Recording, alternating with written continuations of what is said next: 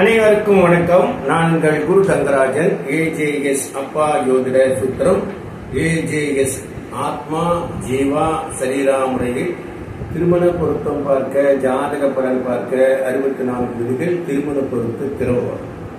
இந்த திருமண பொருத்த திறவுகோல்ல இந்த விஷகன்னிகா யோகம் அப்படின்னு சொல்லக்கூடிய ஒரு யோகமானது அங்கே உருவாகும்.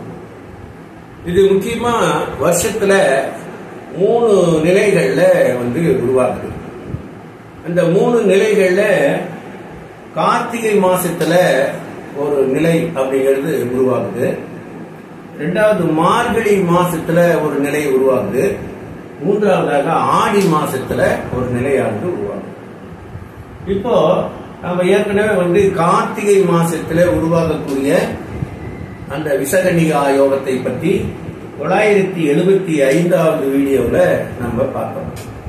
இப்ப இது 976வது வீடியோ அப்படிங்கிற இந்த வீடியோல இதுல ஆடி மாசத்துல பிறந்த, ஆடி மாசத்துல கடக ராசியில பிறந்தவர், ஆடி மாசம் கடக ராசியில பிறந்தவர்.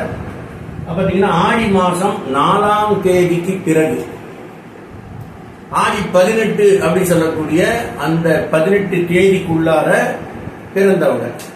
ஆடி மாசத்துல 4ஆம் தேதிக்கு பிறகு ஆடி மாசம் 18ஆம் தேதிக்குள்ள பிறந்த ஜாதகர், ஆணாக இருக்கட்டும் பெண்ணாக இருக்கட்டும்.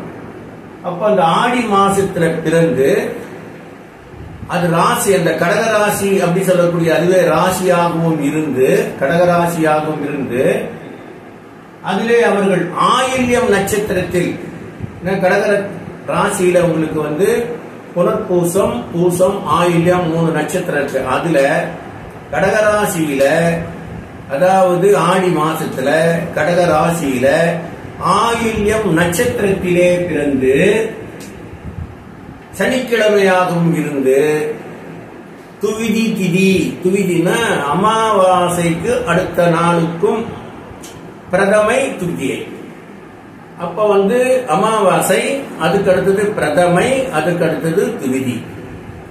அப்ப அமாவாசையிலிருந்து 3வது நாள் அப்படின்னு சொல்லக்கூடிய அந்த நாள். இப்ப அமாவாசையிலிருந்து 3வது நாள் அப்படின்னு சொல்லி வரும்போது இந்த ராசிக்குள்ளாரியே சூரியன் இருக்காரு அப்படின்னு வச்சுட்டோம்னா, அப்ப அந்த ராசியிலிருந்து அவர் நிற்கக்கூடிய டிகிரியிலிருந்து 12 டிகிரி அப்படிங்கிறது பிரதமை அப்படி சொல்லக்கூடியதாக வரும். பிரதமையிலிருந்து மறுபடியும் 12 டிகிரி தான் உங்களுக்கு 24 டிகிரி வரைக்கும் தான் துவிதி அப்படின்னு வரும். அப்ப சூரியன் நின்ற அந்த டிகிரியிலிருந்து சந்திரன் அப்படி சொல்லக்கூடியவர் 24 டிகிரிக்குள்ள, ஏன்னா மொத்தமே இந்த ராசிக்குள்ள இருக்கிறது 30 டிகிரி இருக்கு. இந்த 30 டிகிரியில சூரியன் நின்றதற்கும் சந்திரன் நின்றதற்குமான இடைவெளி டிகிரி 24 டிகிரிக்குள்ளார இருந்துச்சுன்னு சொன்னா அது துவிதி அப்படி சொல்லக்கூடிய அந்த திதியாக இருக்கிறது அப்படின்னு பார்க்கிறோம். அதுபோல அந்த திதி இருந்து அது ஆயில்யம் நட்சத்திரம் அப்படின்னா, இப்ப அது சூரியன் பூச நட்சத்திரத்திலே இருக்காரு அப்படின்னு கூட வச்சுக்கலாம். பூச நட்சத்திரம் 1வது பாதத்திலேயே இருக்காரு அப்படின்னு வச்சுட்டோம்னா கூட பூச நட்சத்திரத்துக்கு 13.20 பாகை தான். அதுக்கு மேல இந்த பக்கத்துல ஒரு 10 பாகை தேவைப்படுது. அது ஆயில்ய நட்சத்திரமா தான் இருக்கும். ஆக அந்த பக்கத்துல புனர்பூசம் 4ஆம் பாதத்துல சூரியன் இருந்தாரு அப்படின்னு வச்சுக்கிட்டோம்னா கூட புனர்பூசம் 4ஆம் பாதம் 3.20, அதற்கு அடுத்ததாக பூச நட்சத்திரம் 13.20. அவர் 3 சேத்திரம் 2 சேத்திரம்னா 16.40 வருது. இப்ப 16.40 இந்த 2 திதிகளுக்கு எவ்வளவு தேவைப்படுது அப்படின்னா 24 டிகிரி அப்படின்னு சொல்றோம். அதாவது பிரதமை அப்படிங்கிறதுக்கு 12 டிகிரியும் துதியை அப்படிங்கிறதுக்கு 12 டிகிரியும் சேர்த்தோம்னா 24 டிகிரி. இப்ப சூரியனிலிருந்து சந்திரன் 24 டிகிரிக்குள் இருந்துச்சுன்னா அது துதியை திதி, துதியை திதி, துதியை திதின்னு சொல்லக்கூடிய திதியில அது இருக்கு அப்படின்னு அர்த்தம். அப்ப புனர்பூசம் நட்சத்திரத்துல ஆடி மாசத்துல சூரியன் உள்ளே நுழைந்த உடனே அந்த மாசத்துல பிரதமையை கடந்து துவிதை திதி அப்படிங்கிறது அந்த ராசிக்குள்ளாரியே வரும் பொழுது, அப்ப புனர்பூசம் நட்சத்திரத்திலே சூரியன் இருந்தாலும் கூட மொத்தமா 16.40 பாகையை கடந்து இந்த ஆயில்ய நட்சத்திரத்துல சந்திரன் இருப்பாரையானால் 24 டிகிரிக்குள்ள. அப்ப இந்த இடத்துல 16.40 போனா மிச்சமும் இருக்கு இல்லையா? அதுல ஆயில்ய நட்சத்திரத்துல சந்திரன் பயணிக்கும் பொழுது அப்போ ஆடி மாசமா இருக்கு. அந்த ஆடி மாசத்துல துவிதி திதி அப்படி சொல்லக்கூடிய திதி வருது. அந்த திதியானது ஆயில்யம் நட்சத்திரமாக இருக்கிறது. ஏன்னா அந்த இடத்துல கரெக்டா அந்த துவிதை திதி வந்துச்சுன்னா ஆயில்ய நட்சத்திரம் இருக்கும். ஆனா சென்ட்ரா வந்துருச்சுன்னு வச்சுக்கோங்க, ஆயில்ய நட்சத்திரத்துக்கு சூரியனே வந்துட்டாரு அப்படின்னு வச்சுக்கோங்க. ஆயில்ய நட்சத்திரம் 1ஆம் பாதத்துக்கு சூரியன் வந்துட்டாருன்னா மொத்தமா 13.20 பாகை தான் இருக்கும். அப்பையும் சூரியன் ஆயில்யம் 1 இருந்து சந்திரன் ஆயில்யம் 4 இருப்பாரேயானால், அதாவது சூரியனுக்கும் சந்திரனுக்கும் 12 பாகையை கடந்து, சூரியனுக்கும் சந்திரனுக்கும் 12 பாகையை கடந்து 13வது பாகையில் இருப்பாரேயானால், ஆயில்யம் 4 13வது பாகையில் இருந்தால் அப்பொழுதும் கூட துவிதி திதி அப்படிங்கிறது அங்க வந்துடும். அப்ப துவிதி திதி அப்படிங்கிறது அங்க வருது. அதோட கூட என்ன சேர வேண்டியது இருக்கு அப்படின்னு சொல்லி பார்த்தீங்கன்னாக்கா ஆயில்யம் நட்சத்திரம் அப்படிங்கிறது அதுல வருது. அதுவும் கூட கிழமையிலே அது சனிக்கிழமையாக இருக்கணும். அப்ப ஆடி மாசமா இருக்கணும். அந்த ஆடி மாசத்துல துவிதி திதி ஆயில்யம் நட்சத்திரம் சனிக்கிழமை. எத்தனை கூட வேண்டியிருக்கு? ஆடி மாசங்கிறது பொதுவா வந்துடும். அந்த ஆடி மாசத்துக்குள்ள சூரியன் கண்டிப்பா வருவாரா? கண்டிப்பா வருவாரு.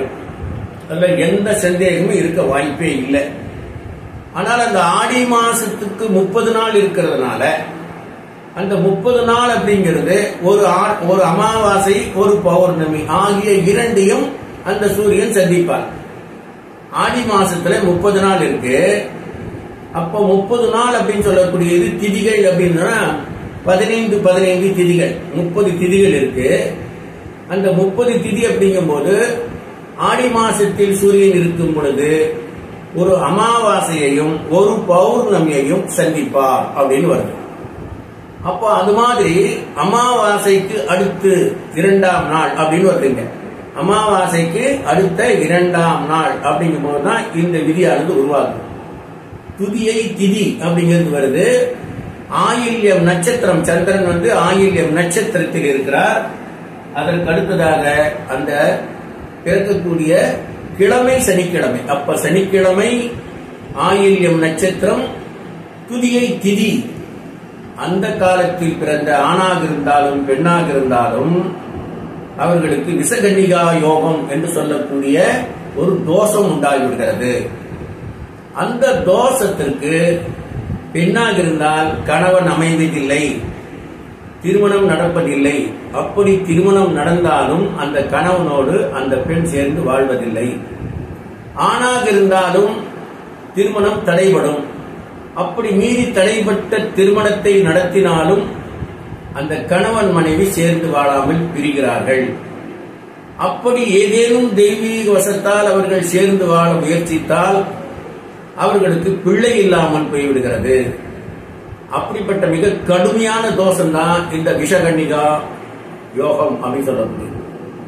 ஆக கார்த்திகை மாசம் மற்றும் மார்கழி மாசம் மற்றும் இந்த ஆடி மாதம் அப்படிங்கறத பொதுவா சூனி மாதம் அப்படின்னு சொல்லுவாங்க. ஏன்னா மார்கழி மாதத்தையும் ஆடி மாசத்தையும் சூனி மாசம் சொல்லுவாங்க. அது எல்லாத்துக்குமே நமக்கு தெரியும். அதே மாதிரி கார்த்திகை மாசத்துல கூம்பு அமுஞ்சி போனிச்சுனாக்கா சுபகாரியங்கள் செய்யக்கூடாது அப்படின்னு சொல்லுவாங்க. அப்ப இந்த காலகட்டங்கள்ல நம்ம ஜோசியம் பார்க்கும்போது ஒரு பெண்ணினுடைய ஜாதகத்திலே கலத்திர தோஷம் அல்லது புத்திர தோஷம் இருக்கு அப்படின்னு தெரிஞ்சா கொஞ்சம் கவனமா ஆணோட ஜாதகத்தை இது மாதிரி கார்த்திகை மாசமோ அல்லது ஆடி மாசமோ அல்லது மார்கழி மாசமோ பிறந்த ஜாதகரா அப்படின்னு பார்த்துட்டு அதுல இந்த ஆடி மாசத்திலே பிறந்த ஜாதகமாக இருந்தால் ஆடி மாசத்திலே அங்கே சந்திரனும் கூடியிருக்கிறாரா, அந்த சந்திரன் ஆயில்யம் நட்சத்திரத்தில் இருக்கிறாரா, அந்த ஆயில்யம் நட்சத்திரம் என்று சொல்லக்கூடியது துதியை திதி அப்படிங்கிறது அந்த திதியாக இருக்கிறதா, அந்த கிழமை அவர் பிறந்த கிழமை சனிக்கிழமையாக இருக்கிறதா, அது பகலா இருந்தாலும் சரி இரவா இருந்தாலும் சரி சனிக்கிழமை ஆயில்ய நட்சத்திரம் துதியை திதி ஆடி மாசத்தில் பிறந்தவராக இருந்தால் கவனமாக பார்த்து பொருத்தம் சேர்க்க வேண்டும். ஏன்னா இதுக்கெல்லாம் நிவாரணம் இருக்கா இல்லையா அப்படிங்கறதே குதிரை கொம்புறா அது மாதிரி. இதுக்கெல்லாம் அவ்வளவு சீக்கிரம் நிவாரணம் கிடைக்கிறது இல்லை அப்படிங்கறதுனாலதான் மிக கடுமையான தோஷமாக சொல்லப்பட்டிருக்கிறது. ஆனால் அவரவர்களுடைய பாப புண்ணியத்தினுடைய அளவுகளின்படி ஏதேனும் ஒரு வகை நிவாரணம் கிடைக்கலாம். ஆனால் கிடைக்குமா கிடைக்காதா என்ற சந்தேகத்தோடு நாம் ஒரு செய்ய முடியாது. அதனால் விஷகன்னிகா யோகம் இருக்கிறதா என்பதை திருமண பொருத்தம் பார்க்கும்போது அதையும் கவனமாக பார்த்து பொருத்தம் சேர்க்க வேண்டியது ஒரு ஜோதிடருடைய கடமை. ஏனென்றால் எல்லா பொருத்தமும் பார்த்து சரியாக இருந்து அது விசகன்னிகா யோகமாக இருந்து விட்டால் எல்லாம் பாழாய் போய்விடும். இவ்வளவு ஒரே ஒரு குழந்தை, ஒரே ஒரு பெண் குழந்தை தான் இருக்கு, அதுக்கு ஒரு கல்யாணம் பண்ணா அந்த பக்கம் ஒரே ஒரு பையன், இந்த பக்கம் ஒரே ஒரு பொண்ணு, இந்த மாதிரி இருந்தாக்கா இந்த 2 பேருடைய வம்சமும் குழந்தை பாக்கியம் இல்லாமல் பாதிக்கப்படும். இது போல மறு திருமணம் செய்தாலும் அதே கதிதான் அன்ற நிலை இங்கு உருவாகும் பொழுது இதற்கெல்லாம் சாப நிவர்த்தி இருக்கிறதா இல்லையா என்பதை தெரியாமல் நாம் கவனம் இல்லாமல் சேர்த்துவிட்டால் மிகப்பெரிய தீங்காக முடியும். ஒருவர் பாதிக்கப்படுகிறார் என்பது நிச்சயமாக தெரிகிறது. அவரை யாரெல்லாம் தொடுகிறாரோ அவரும் சேர்த்து பாதிக்கப்படுவார் என்பதுதான் உண்மை.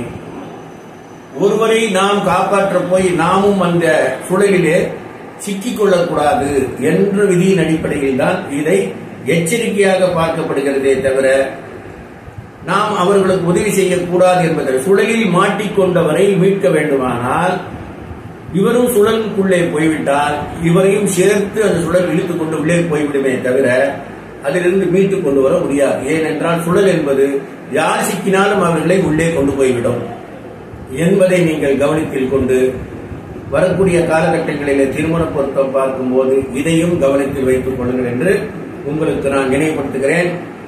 அப்பா ஜோதிட சூத்திரம் 64 விதிகளை நீங்கள் தெரிந்து கொள்ள 944 28 94 699 என்ற வாட்ஸ்அப் நம்பரிலே நீங்கள் தொடர்பு கொள்ளலாம். தொடர்ந்து நீங்கள் என்னோடு பயணிங்கள், நானும் உங்களோடு தொடர்ந்து பயணிக்கிறேன். மீண்டும் சந்திப்போம். நன்றி, வணக்கம்.